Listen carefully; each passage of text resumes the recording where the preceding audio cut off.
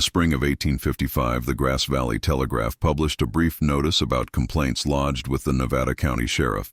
The article mentioned a boarding house along the main wagon route near Rough and Ready, California, what the newspaper described as disturbances at a miner's lodging establishment, concealed a transaction that would expose the darkest possibilities of frontier marriage. Before we dive into the story, click the like button and subscribe so you never miss these spine-chilling revelations. And after you've subscribed, write in the comments where you're watching from and what brought you here today. Whether this finds you during your morning routine, afternoon break, or late-night deep dive, you're joining thousands of brave souls who choose to face the darkness of our past together. Now, let's continue with the story. The mining settlement of Rough and Ready kept no official census in 1855. Established during the gold rush's frenzied early years, the community existed as a loose collection of claims, tents, and rough timber structures strung along the wagon road between Grass Valley and Nevada City. Men arrived daily, chasing rumors of new strikes. Most departed just as quickly, leaving behind only debts and disappointment. Silas Cart's boarding house stood at the eastern edge of the settlement where the road narrowed before climbing into the pine-covered hills.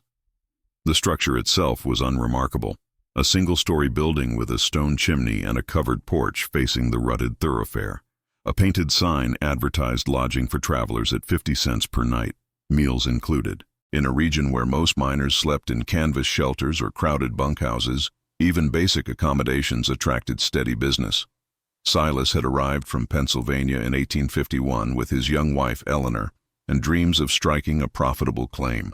The reality of California mining crushed those ambitions within months. His claim near the Yuba River yielded barely enough gold dust to cover supplies. By 1852, mounting debt forced him to abandon prospecting entirely. The boarding house represented his pivot from mining to servicing the constant stream of travelers moving through the diggings. Eleanor led the domestic operations. She prepared meals, washed linens, and maintained the rough comfort that kept customers returning.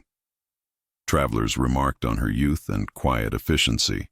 She rarely spoke beyond what hospitality required, moving through her duties with the practiced reserve of someone who had learned to make herself small in the presence of strangers. But something about the cart establishment troubled certain guests. Conversations occurred in low voices after Eleanor retired for the evening. Silas would approach particular travelers, men journeying alone, and suggest additional arrangements beyond simple lodging. The nature of these offers remained unspoken in polite company. Yet word spread along the wagon routes with the peculiar speed that scandalous information travels in isolated communities. By May of 1855, 3 separate complaints had reached Sheriff Edmund Rose's office in Nevada City. The complainants described practices at the Cart boarding house that violated community standards, though the specific language of their affidavits remained carefully vague. The sheriff recognized the delicacy of the situation. Frontier California maintained complex, often contradictory attitudes about vice, morality, and the sanctity of marriage. What a man did within his own household, with his own wife, occupied uncertain legal territory. The documents preserved in Nevada County archives reveal Sheriff Rose's hesitation.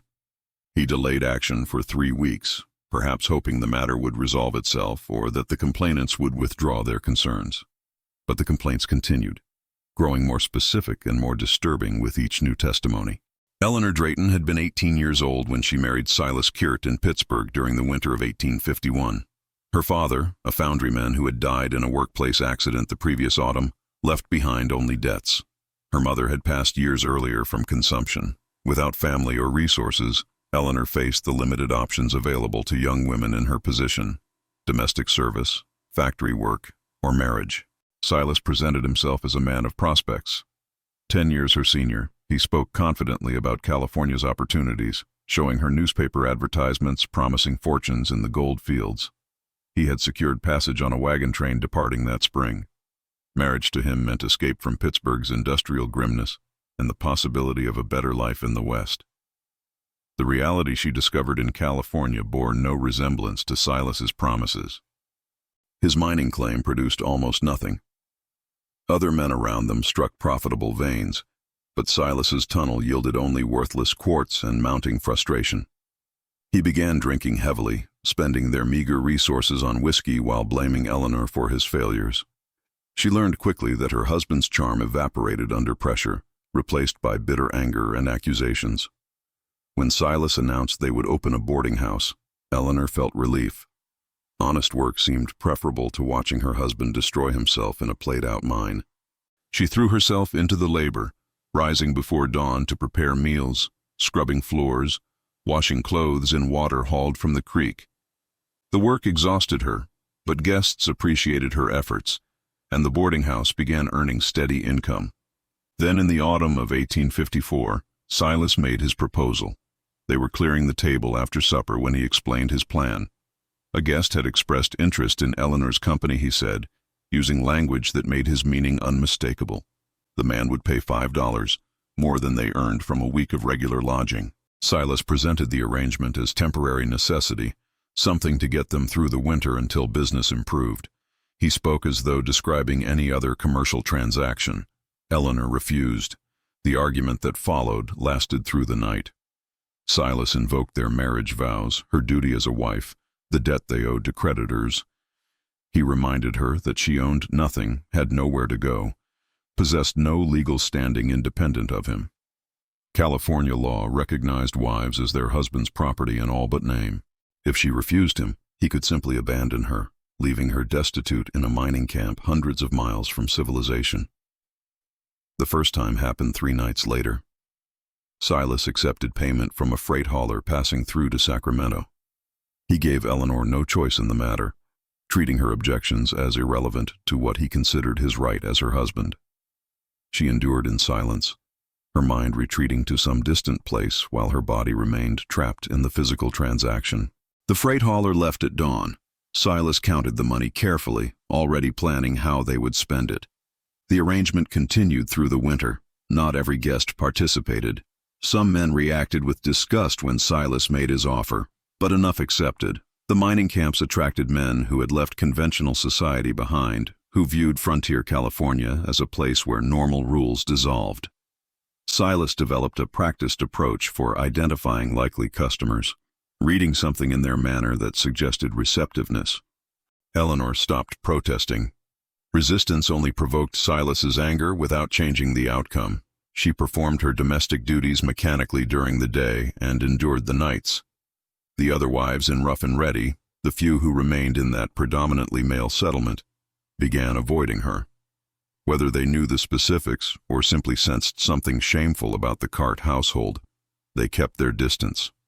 By spring of 1855, Eleanor had been trapped in this existence for 6 months.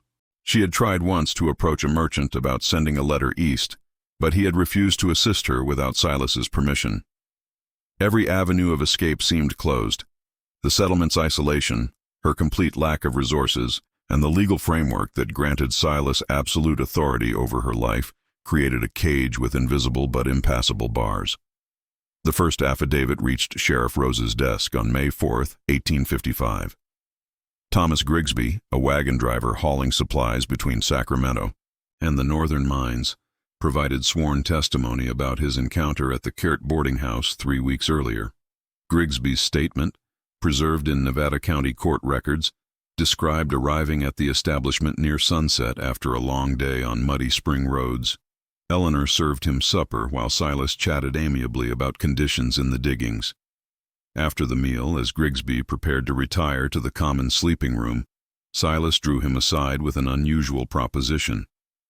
According to the affidavit, Silas explained that for an additional $5, Grigsby could enjoy Eleanor's company in private for the evening.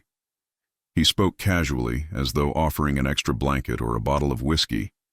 When Grigsby expressed confusion, Silas clarified his meaning explicitly. His wife was available, he said, and the transaction would be handled with complete discretion. Grigsby claimed he refused immediately and departed the premises despite the late hour. But what disturbed him enough to file a formal complaint was not simply the offer itself. Frontier mining camps contained no shortage of vice. What haunted Grigsby, according to his testimony, was Eleanor's expression when Silas made the proposal. She had been visible through the doorway, washing dishes at the basin. Her face revealed nothing, but Grigsby swore he witnessed something worse than distress in her absolute lack of reaction, a blankness that suggested the offer was routine. The second affidavit arrived May 9th. Cornelius Sutherland, a mining equipment salesman from San Francisco, described a similar encounter. His statement added disturbing details about Silas's business practices. According to Sutherland, Silas maintained careful assessment of potential customers, approaching only men traveling alone who appeared to have ready cash. He framed the arrangement as mutual benefit, suggesting that Eleanor enjoyed the company and that the transaction helped a struggling young couple survive California's harsh economic realities. Sutherland also refused, but unlike Grigsby, he confronted Silas directly about the morality of selling access to his own wife. Silas's response, documented in the affidavit, revealed his justification. He claimed his marriage gave him authority over Eleanor's labor in all its forms. She worked in the kitchen and the laundry, he argued, so why should other forms of work be different? California law supported his position. Wives had no independent legal existence, no right to refuse their husbands' decisions about how they earned income. The third testimony proved most damaging. Dr. Isaiah Fenton, a physician traveling to a mining camp to treat a typhoid outbreak, stayed at the cart establishment in late April. His affidavit included medical observations that elevated the complaint beyond moral outrage into evidence of physical harm. Fenton stated that while Silas made his usual proposition, the doctor noticed bruising on Eleanor's wrists and what appeared to be finger marks on her upper arms. When he asked Eleanor directly about her well-being, she insisted she was fine, but her hands trembled as she spoke.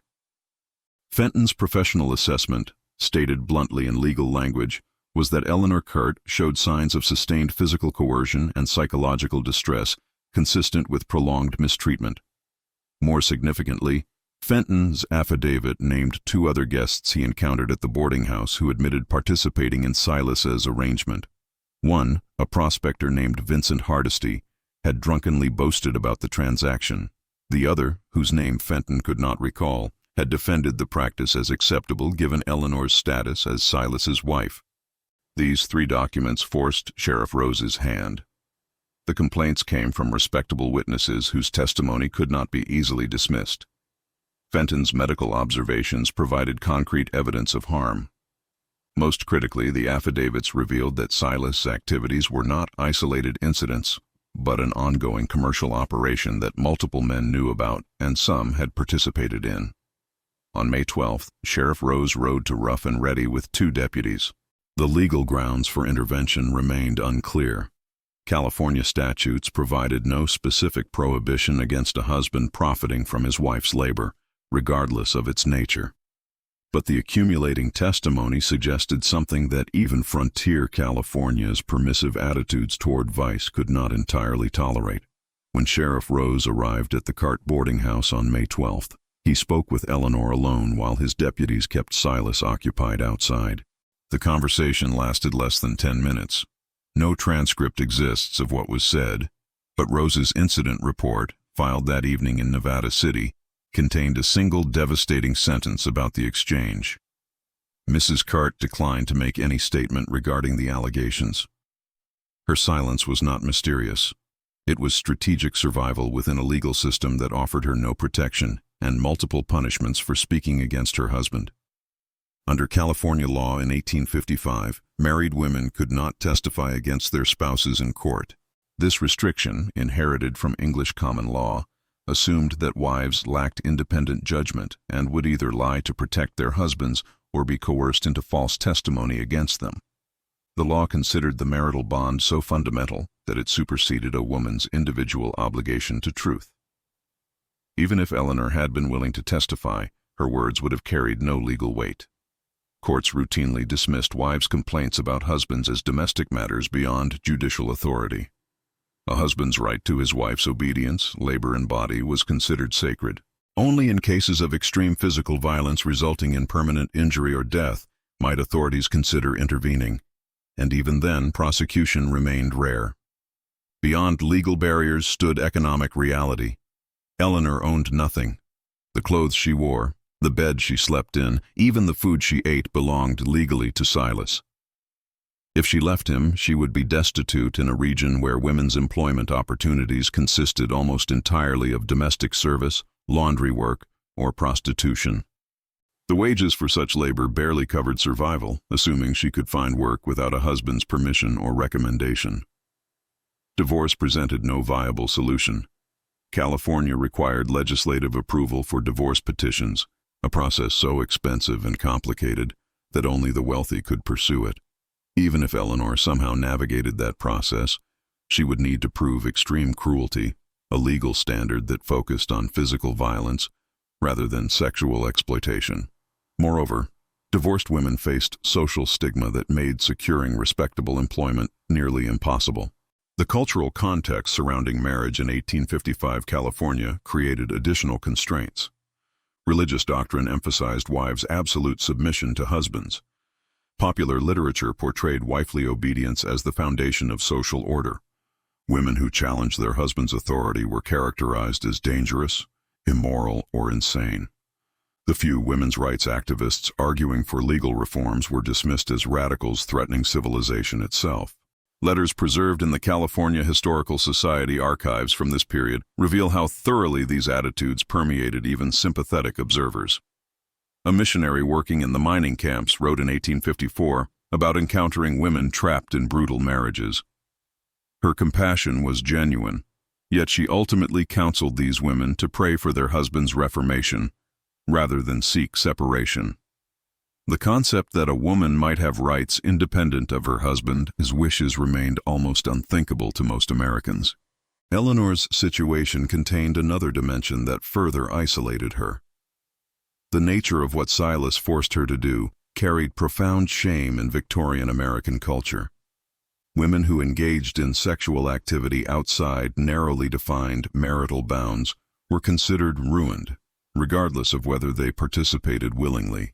If Eleanor spoke publicly about what Silas had done, she would be marked as a fallen woman, her reputation destroyed as thoroughly as if she had chosen prostitution voluntarily.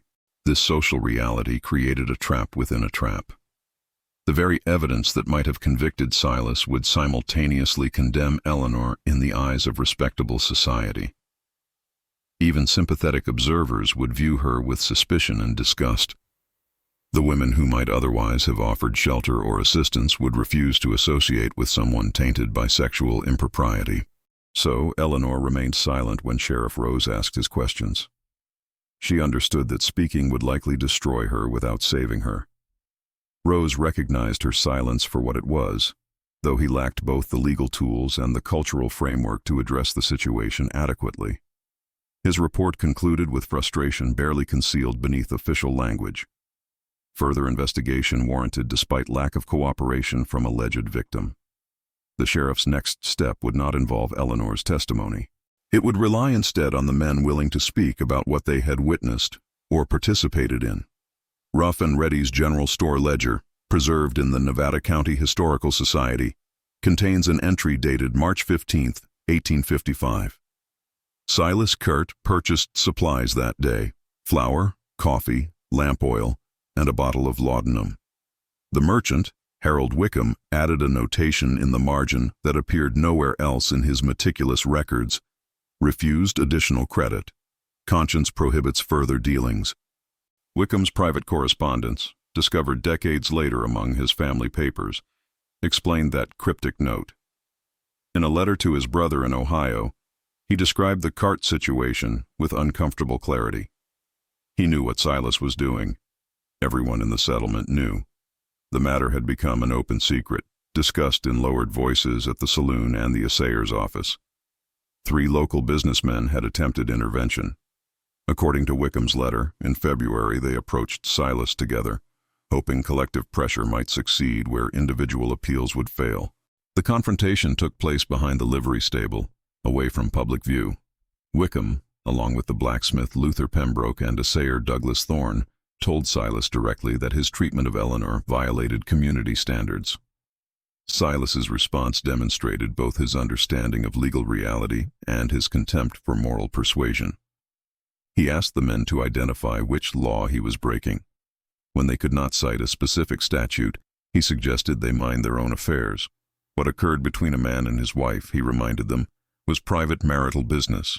If they objected to how he ran his boarding house, they were welcome to stop recommending it to travelers.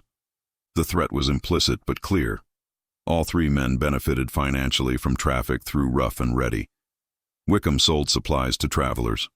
Pembroke shod their horses and repaired their wagons. Thorne assayed gold dust that miners brought from nearby claims. Silas could damage their businesses simply by directing customers elsewhere or spreading rumors about their reliability. In a small settlement where reputation meant survival, such power could not be dismissed. The three men retreated from their moral stand. Wickham's letter expressed shame about this failure, but he justified it through the same reasoning that paralyzed most intervention attempts. Without Eleanor's cooperation or complaint, they had no standing to act. If she chose to remain with her husband despite his actions, who were they to interfere? The letter's tortured logic revealed how thoroughly legal and cultural assumptions about marriage disabled even well-intentioned efforts to help. Other residents found different ways to accommodate knowledge they preferred not to possess. The settlement's sole restaurant owner began offering meals to Eleanor at no charge when she appeared in town, a gesture of sympathy that required no confrontation with Silas. The minister of the small Methodist congregation preached sermons about marital duties and Christian charity without mentioning the carts by name, though everyone understood his references. Most simply avoided the boarding house entirely. Families traveling through the region received quiet warnings to seek accommodation elsewhere.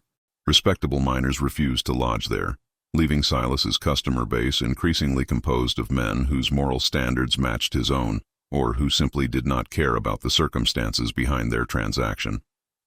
This selective ostracism created a perverse equilibrium. The community expressed disapproval through avoidance while leaving the fundamental situation unchanged. Eleanor remained trapped. Silas continued his business with a smaller but steady clientele. The settlement's conscience was partially salved by their informal sanctions, though these gestures did nothing to address Eleanor's actual suffering. Sheriff Rose's investigation forced this comfortable arrangement into crisis. His inquiries made clear that passive disapproval would no longer suffice. When deputies interviewed residents, they discovered that detailed knowledge of the cart operation extended far beyond the three men who filed formal complaints. At least a dozen people could describe Silas's practices with specificity. Several admitted they had witnessed money-changing hands. Others reported conversations where Silas openly discussed his arrangement as though describing any legitimate business venture. A few confessed they had considered reporting the matter to authorities, but assumed someone else would take responsibility. The pattern that emerged from these interviews was damning not just of Silas, but of the entire settlement. Rough and Ready had chosen collective inaction, allowing Eleanor's exploitation to continue month after month because intervention seemed too complicated, too legally ambiguous, too disruptive to their tenuous social order. Now, with formal charges pending and newspaper attention spreading beyond the immediate region, that failure could no longer be ignored. Reverend Aldous Cunningham arrived at the cart boarding house on May 28, 1855, carrying letters of introduction from the Pacific Methodist Conference. His circuit included mining camps throughout Nevada County, places too small or transient to support permanent clergy. He traveled alone on horseback, spending weeks at a time moving between settlements to perform marriages, baptisms, and funerals for communities starving for religious structure. Eleanor served him supper at the common table. Cunningham noted in his journal, later donated to the Methodist Historical Society archives, that she appeared younger than he expected for a woman running a boarding establishment. Her manner struck him as carefully neutral, showing neither warmth nor coldness, simply efficient service. Silas joined them after the meal, affable and talkative as always with new guests. What happened next, according to Cunningham's detailed account, began with casual conversation. Silas asked about the minister's travels and church business. Cunningham described conditions in various camps, the hunger for spiritual guidance among men far from home and family. Then Silas made his proposition with the same casual tone he had used dozens of times before. Cunningham's journal entry about that moment captured his immediate recognition. He had encountered prostitution throughout the mining regions, a reality of frontier life that troubled him, but which he addressed through preaching rather than confrontation. But Silas's offer carried a different quality. This was not a woman working independently, or even under a brothel keeper's management. This was a husband selling access to his wife in their own home. The minister's response was immediate and unambiguous. He told Silas that what he described was not merely immoral, but an abomination that violated every principle of Christian marriage. Silas attempted to justify himself with the same legal arguments he had used before, claiming his authority over his wife's labor. Cunningham countered that no legal right could sanctify such exploitation, that Silas was treating Eleanor worse than Southern slaveholders treated their human property. The comparison struck deep. California had entered the Union as a free state, and many residents took fierce pride in that distinction. Silas's face darkened with anger, but Cunningham pressed his advantage. He demanded to speak with Eleanor privately. What occurred during that conversation remained between them. Cunningham's journal noted only that Eleanor confirmed the situation and that she expressed desire to escape, but saw no viable path.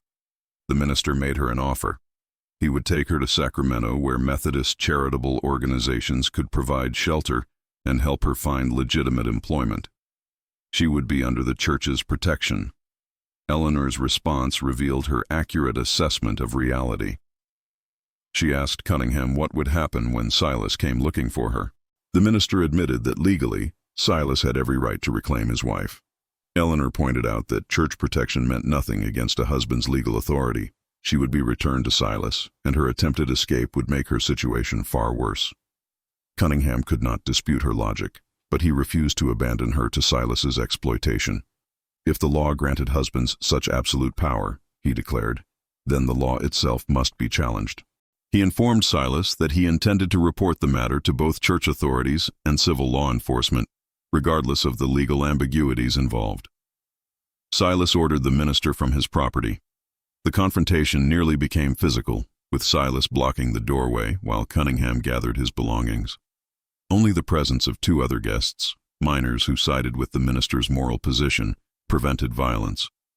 They escorted Cunningham from the boarding house and accompanied him to Nevada City the following morning. The minister went directly to Sheriff Rose's office. His testimony, combined with the earlier affidavits, provided authorities with sufficient cause to act. But more importantly, Cunningham brought institutional backing. The Methodist Conference carried significant political influence in California. A respected minister's formal complaint could not be dismissed as easily as individual travelers' objections. Cunningham's letter to church authorities, written that same day, framed the Cart case as a test of California's commitment to Christian values. He argued that if the state's laws could not protect a wife from such treatment, then those laws required reform. The letter was published in church newsletters throughout the state, drawing attention to Eleanor's situation from religious organizations with considerable moral authority.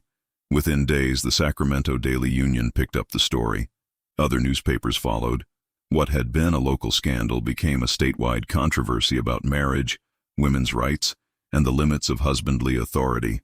Silas Cart found himself facing not just legal charges, but public judgment that his previous isolation had allowed him to avoid. The trial of Silas Cart commenced on July 9, 1855, in the Nevada County Courthouse. District Attorney Marcus Langford faced an immediate legal problem. No California statute explicitly criminalized a husband profiting from his wife's sexual labor within their marriage. After consulting with colleagues and reviewing precedents, Langford charged Silas with keeping a disorderly house, a municipal ordinance typically used against brothel operators. The charge was strategically imperfect. It avoided the unmanageable question of husbandly authority by focusing instead on the commercial nature of Silas's operation. The prosecution would argue that the Cart boarding house functioned as an illegal enterprise regardless of the marital relationship between Silas and Eleanor. Defense attorney James Caldwell, a Sacramento lawyer hired by Silas with borrowed funds, immediately attacked this framing. In his opening statement, he argued that the disorderly house statute applied only to establishments where multiple women engaged in prostitution. The Cart boarding house was a legitimate lodging operation where a married couple resided. What occurred between husband and wife in their private home could not constitute a public nuisance. The prosecution called Thomas Grigsby first. His testimony matched his earlier affidavit, describing Silas's explicit proposition and Eleanor's blank expression. Under cross-examination, Caldwell pressed him on whether he had actually witnessed any illegal activity. Grigsby admitted he had not, having refused the offer and departed immediately. Dr. Isaiah Fenton provided the most damaging testimony. He described the bruising he observed on Eleanor and his professional assessment of her psychological state. More critically, he testified about encountering Vincent Hardesty at the boarding house, a prospector who admitted paying Silas for Eleanor's company. Fenton's medical credentials gave his observations weight that the other witnesses lacked. Caldwell objected repeatedly, arguing that hearsay about what Hardesty allegedly said was inadmissible. Judge William Fletcher overruled him, determining that Fenton's direct observations fell within acceptable testimony. The defense attorney then attempted a different approach, suggesting that any bruising Eleanor displayed might result from normal domestic accidents rather than abuse. The prosecution's strategy avoided calling Eleanor as a witness, recognizing she could not testify against her husband and that forcing her to appear would likely backfire. Instead, Langford called Reverend Cunningham, whose moral authority and detailed account of his confrontation with Silas proved compelling to the jury. Caldwell's defense rested on two arguments. First, he claimed insufficient evidence that any illegal activity occurred, noting that most testimony consisted of Silas making offers that witnesses refused. Second, and more fundamentally, he argued that California law granted husbands broad authority over wives' labor, and that nothing in the statutes distinguished between different types of work a wife might perform at her husband's direction. This second argument created visible discomfort in the courtroom. Judge Fletcher interrupted Caldwell twice, asking him to clarify whether he was truly claiming a husband could compel his wife into prostitution without legal consequence. Caldwell responded carefully, stating he made no moral judgment, but simply observed what the law permitted and prohibited. The jury, composed entirely of married men as California law required, heard closing arguments on July 12th. Langford emphasized the commercial nature of Silas's operation, the multiple witnesses who described his systematic approach to recruiting customers, and the physical evidence of harm that Dr. Fenton documented. He avoided inflammatory language about marriage or women's rights, focusing instead on public order and community standards. Caldwell countered that the prosecution had failed to prove the specific elements of keeping a disorderly house. He reminded jurors that marriage remained sacred under law, and that dangerous precedents might follow from allowing government intrusion into domestic arrangements. The jury deliberated for 1 hour and 40 minutes. Their verdict: guilty of keeping a disorderly house. The courtroom reaction was muted. Several spectators nodded approval, but others appeared troubled by the verdict's implications. Judge Fletcher scheduled sentencing for the following week, giving himself time to consider appropriate punishment for a crime that fit awkwardly within existing legal categories. Newspaper coverage of the verdict revealed California's conflicted response. The Sacramento Daily Union praised the jury for upholding community morality. The San Francisco Herald questioned whether the verdict might threaten husbands' legitimate authority over their households. Editorial writers struggled to articulate principles that would condemn Silas while preserving traditional marriage structure. Eleanor did not attend the trial. She remained at the boarding house throughout the proceedings, her absence noted but not explained in court records. What she thought about the verdict, whether she felt relief or fear about what might follow, went unrecorded. Judge Fletcher delivered his sentence on July 19, 1855. The courtroom was less crowded than during the trial itself, the spectacle of judgment having already passed. Silas Kurt stood before the bench wearing the same clothes he had worn throughout the proceedings, his expression unreadable. Fletcher's statement revealed his struggle to balance legal precedent with moral condemnation. He began by acknowledging that the case presented unusual difficulties. California law provided limited guidance for punishing a husband's exploitation of his wife. The disorderly house statute carried maximum penalties of 6 months' imprisonment and a $500 fine. But Fletcher noted these maximums were designed for professional brothel operators managing multiple women. The judge then delivered his reasoning for a reduced sentence. He stated that while Silas's actions were morally reprehensible, the defendant had no prior criminal record. The boarding house itself was not inherently illegal, and the prosecution had proven only a pattern of behavior rather than a large-scale criminal enterprise. Fletcher seemed to be searching for language that would punish Silas without creating precedents that might threaten ordinary domestic arrangements. The sentence? $200 fine and 30 days in county jail. Gasps rippled through the courtroom. Reverend Cunningham, seated in the front row, shook his head in visible disgust. The fine represented less than Silas had earned from a single month of his operation. 30 days imprisonment seemed absurdly inadequate for sustained exploitation lasting more than half a year. District Attorney Langford requested the court's permission to speak. He argued that the sentence failed to reflect the severity of the crime or provide meaningful deterrence. Fletcher responded sharply, reminding the prosecutor that he had charged Silas with a municipal violation rather than a more serious offense. If Langford believed the punishment insufficient, he should have brought different charges. The exchange exposed the prosecution's underlying weakness. No more serious charges existed that could have been proven given California's legal framework regarding marriage. Fletcher's sentence, however inadequate, represented the outer limit of what the law permitted under the charges filed. Silas paid the fine immediately with money provided by unknown supporters. He entered county jail that afternoon to begin his 30-day term. The Nevada County Sentinel reported his demeanor as confident, almost cheerful, suggesting he recognized the sentence as a victory rather than punishment. Eleanor vanished from public record the same day. No newspaper account mentioned her whereabouts. Court documents contained no information about provisions made for her support during Silas's incarceration. The boarding house remained closed, but whether Eleanor stayed there or fled elsewhere went undocumented. Reverend Cunningham's correspondence provides the only potential clue. In a letter dated July 22nd, he wrote to Methodist officials in Sacramento mentioning that he had helped the unfortunate woman reach safety, but providing no specific details. Whether this referred to Eleanor remains uncertain. Cunningham may have been deliberately vague to protect her from Silas's eventual pursuit. Census records, city directories, and county archives from the subsequent years contain no trace of Eleanor Cart. She did not file for divorce, suggesting either she lacked resources to pursue that expensive process or feared Silas would contest it violently. Her name appeared on no employment rolls, no property records, no ship manifests, no marriage licenses under her maiden name, Drayton. Historical Society researchers in the 1960s attempted to trace her fate. They found suggestive possibilities but nothing definitive. A woman named Ellen Drayton worked as a seamstress in San Francisco starting in 1856, according to a business advertisement in the Alta, California.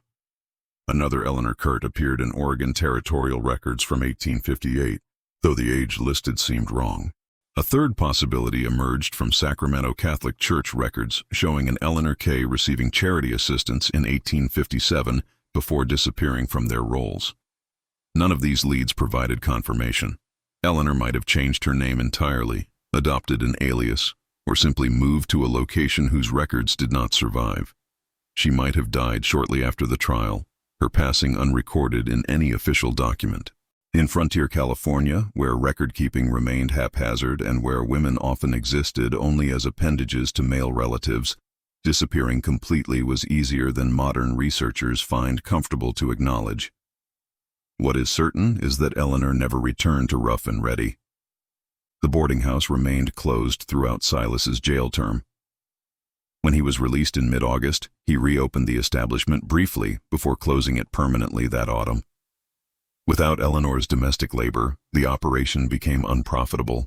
The Cart trial drew attention from territorial authorities beyond Nevada County. In September of 1855, California Attorney General Samuel Hempstead initiated a broader investigation into similar operations throughout the northern mining districts. What his investigators discovered, documented in official correspondence preserved in state archives, suggested Silas's operation was neither unique nor particularly unusual. The first comparable case emerged from Placer County. Sheriff's deputies there had received complaints about a boarding house near Auburn operated by a couple named Josiah and Margaret Finch. The pattern matched the Cart situation with disturbing precision. Josiah offered Margaret's company to traveling minors for fees ranging from $3 to $7, depending on the customer's apparent wealth. The operation had continued for at least 8 months before authorities received formal complaints. Unlike the Cart case, the Finch investigation stalled completely. Margaret refused to cooperate with investigators, and without her testimony or willingness to leave her husband, prosecutors determined they lacked sufficient evidence to proceed. The case was closed with a notation that the boarding house had ceased operations, though investigators suspected the couple simply relocated to a different mining camp. A third case surfaced in Yuba County. Thomas and Sarah Rowland operated a way station along the route to Downeyville. Multiple witnesses described Thomas arranging encounters between Sarah and male travelers. This operation appeared more sophisticated than either the Cart or Finch establishments. Thomas maintained a regular clientele of merchants and freighters who planned their routes specifically to stop at the Rowland station. Sarah's participation seemed more ambiguous to investigators, with some witnesses suggesting she cooperated willingly, while others reported signs of coercion. The Rowland case never reached trial. Thomas died in a mining accident in October 1855, and Sarah disappeared immediately afterward. Investigators theorized she had family somewhere who took her in, but no records confirmed this possibility. El Dorado County revealed a fourth operation near Placerville. Here the situation involved a younger woman, possibly still in her teens, married to a man twice her age. Neighbors had reported concerns to local authorities as early as 1854, but no action was taken until the statewide investigation brought renewed attention. By the time investigators arrived, the couple had abandoned their property and fled to parts unknown. Attorney General Hempstead's final report, submitted to the governor in December 1855, identified at least 7 credible reports of husbands profiting from wives in similar arrangements across the mining regions. The report acknowledged these represented only cases that came to official attention. The actual number likely exceeded this count significantly. What made the report historically significant was Hempstead's analysis of why such operations proliferated in the mining district specifically. He identified several contributing factors. Extreme gender imbalance in these regions, with men outnumbering women by ratios approaching 10 to 1, geographic isolation that limited legal oversight, economic desperation among failed prospectors seeking any income source, and cultural attitudes that viewed frontier California as exempt from conventional moral standards. More critically, Hempstead's report acknowledged the legal vacuum that enabled these situations. California statutes provided no clear prohibition against a husband's exploitation of his wife's labor, regardless of its nature. The marital relationship created legal privileges that shielded behavior which would have been prosecuted aggressively in other contexts. The report recommended legislative reforms, including expanded definitions of forced prostitution that would apply within marriage, and enhanced legal standing for wives to testify against husbands in such cases. These recommendations went nowhere. The legislature declined to take up the proposals, with multiple assemblymen arguing that tampering with marital authority would undermine the foundation of social order. Private correspondence between county sheriffs, uncovered decades later, revealed a more cynical reality. Law enforcement officials throughout the mining districts understood that similar operations existed in their jurisdictions but chose not to investigate. Some cited lack of resources. Others admitted they viewed the matter as too legally complicated to pursue. Several expressed the opinion that wives who remained with husbands under such circumstances must be complicit or willing participants. This willful blindness allowed the practice to continue. The Cart prosecution, rather than establishing precedent for aggressive enforcement, became an outlier. Other cases were ignored, dismissed, or quietly discouraged from reaching formal complaints. Eleanor's suffering, and that of women in comparable situations, was absorbed into the broader violence and exploitation that characterized frontier life. By the spring of 1856, newspapers had stopped mentioning the Cart case. The brief period of public attention dissolved into silence as California focused on other scandals and concerns. The case that had briefly ignited debate about marriage, exploitation, and women's legal status vanished from public discourse as though it had never occurred. Moral reform literature from the late 1850s occasionally referenced the case obliquely. A temperance pamphlet published in 1858 included a paragraph about degraded men in mining camps who treated their wives as chattel, likely alluding to Silas, though not naming him. A women's rights advocate writing in 1859 mentioned California cases where wives suffered abuse enabled by legal structures but provided no specific details. These fragmentary references represented the entirety of the case's legacy in public memory. No legal reforms followed. No significant judicial precedents emerged.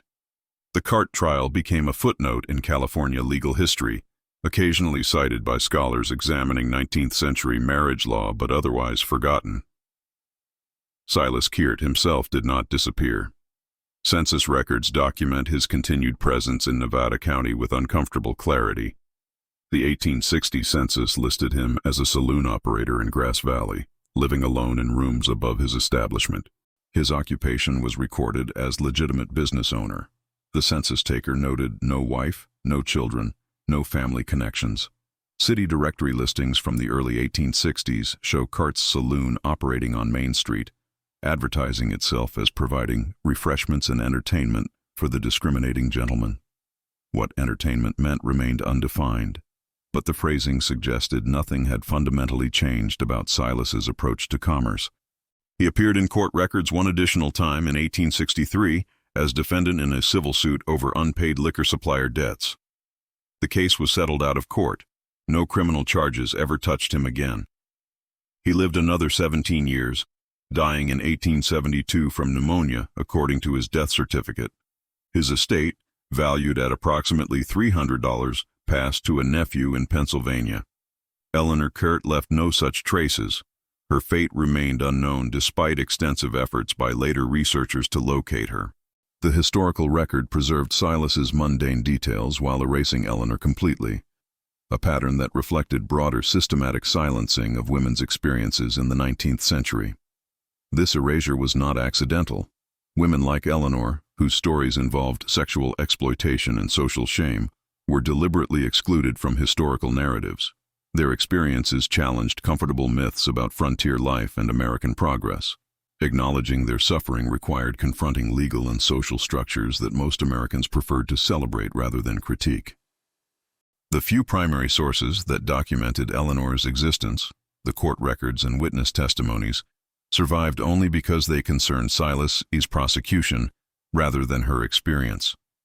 Even these documents centered male perspectives: Thomas Grigsby's observations, Fenton's medical assessment, Reverend Cunningham's moral outrage. Eleanor appeared in these accounts as object rather than subject, her voice absent even from records of her own exploitation.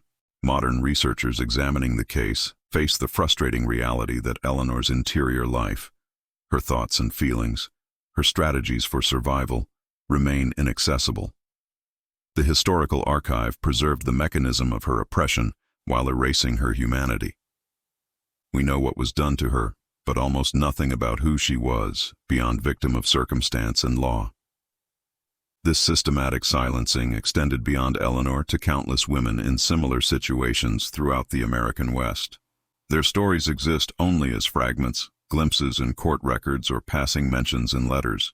The full scope of their suffering, their resistance, their survival strategies, their ultimate fates were lost, because the society that oppressed them saw no value in preserving their voices. The Cart case stands as testimony to what frontier justice could accomplish and where it failed absolutely. It revealed that even when exploitation became undeniable, even when witnesses testified and ministers protested, even when juries convicted, the legal system's response remained inadequate. Eleanor deserved protection the law could not or would not provide. Her disappearance from history represents not just one woman's tragedy, but the systematic failure to recognize wives as human beings with rights independent of their husband's authority. If this story disturbed you, understand that it should. These weren't just historical curiosities or distant tragedies. They were real people whose suffering was enabled by laws and attitudes that many found perfectly acceptable. Eleanor's voice was silenced in 1855, but we can refuse to let her story disappear entirely. Click the like button and subscribe to ensure these forgotten histories continue reaching people who need to understand how far we've come and how recently these injustices occurred. Share this video so Eleanor's story, and the stories of women like her, finally receive the attention they were denied in their own time.